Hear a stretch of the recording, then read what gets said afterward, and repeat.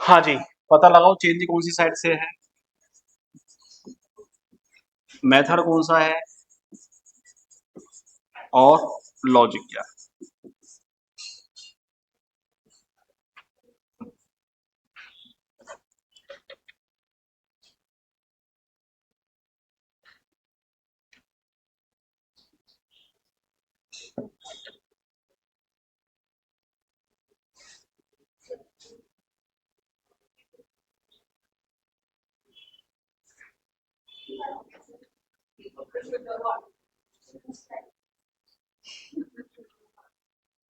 हाँ जी,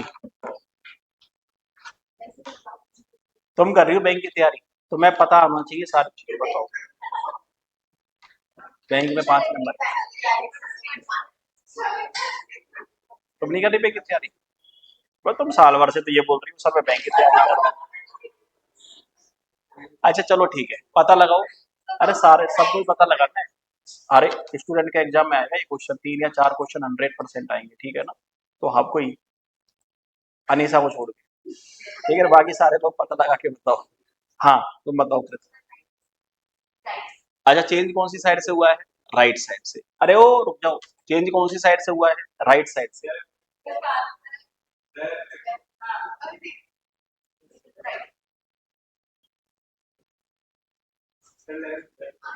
left side से या राइट साइड से?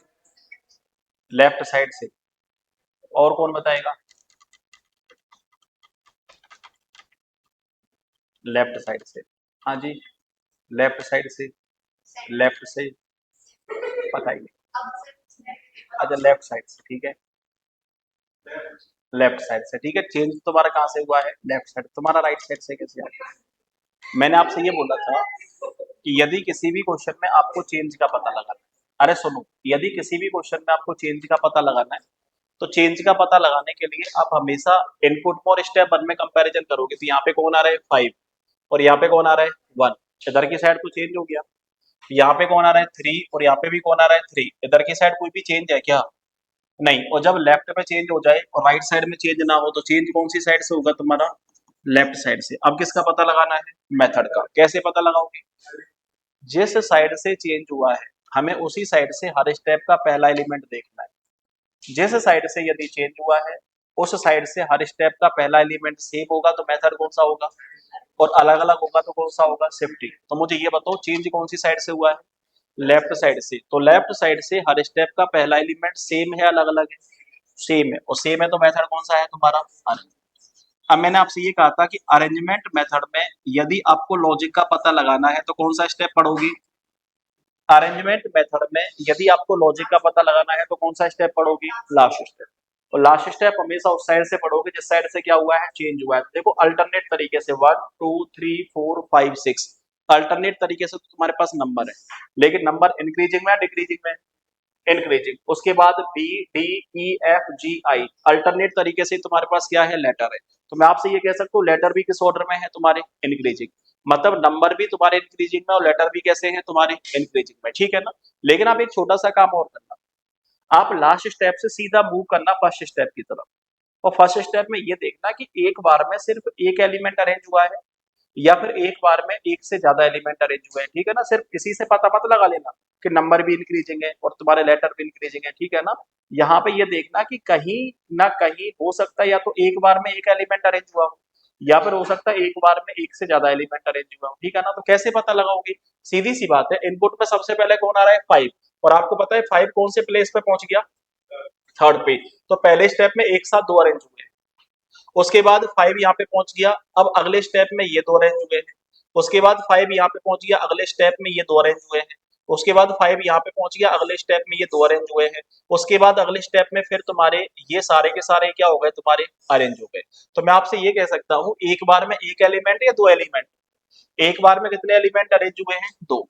लेकिन सबसे पहले लेटर लिया है, नंबर लिया है, नंबर, और नंबर के बाद क्या है, लेटर। तो पहले वही लिखा जाएगा जो पहले आ रहा है। तो पहले कौन आ रहा है, नंबर, और नंबर और साथ में कौन आ रहा है तुम्हारा, लेटर।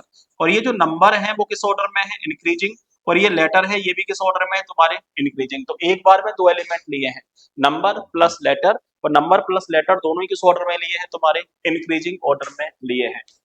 क्लियर है मामला यहाँ तक का। चलो एक क्वेश्चन और दे रहा हूँ, पता लगा के बताओ आपके पास मेथड क्या है, चेंज कहाँ से होगा, और लॉजिक आपके पास क्या है। हटा दो इसको मैं, ये क्लियर हो गया, समझ में आ गया किस तरीके से पहचानेंगे, ठीक है।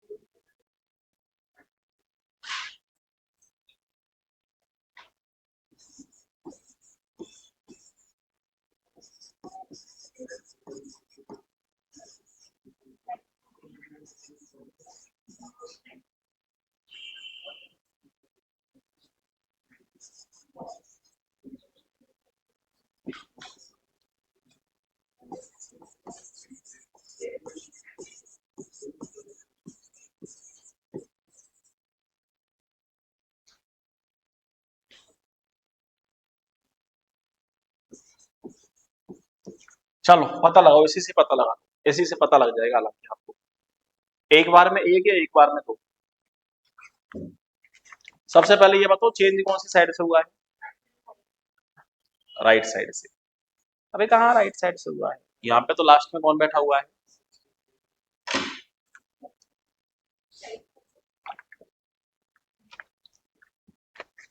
चेंज कौन सी साइड से है, राइट से। कहाँ है राइट से, यहाँ पे भी 63 और यहाँ पे भी 63। अभी लिख दिया मैंने, पूरा लिख दिया आपको, ठीक है ना। चेंज कहाँ से है तुम्हारा, सिर्फ लेफ्ट साइड से ही है, ठीक है ना।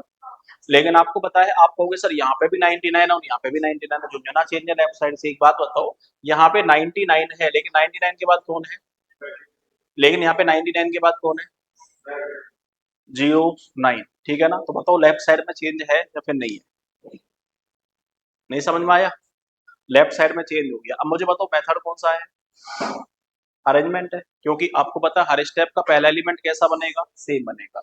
उसके बाद किसका पता लगाना है, लॉजिक बताओ मुझे। पहला स्टेप पढ़ो, कौन कौन सा नंबर लिए हैं, हाईएस्ट और लीस्ट।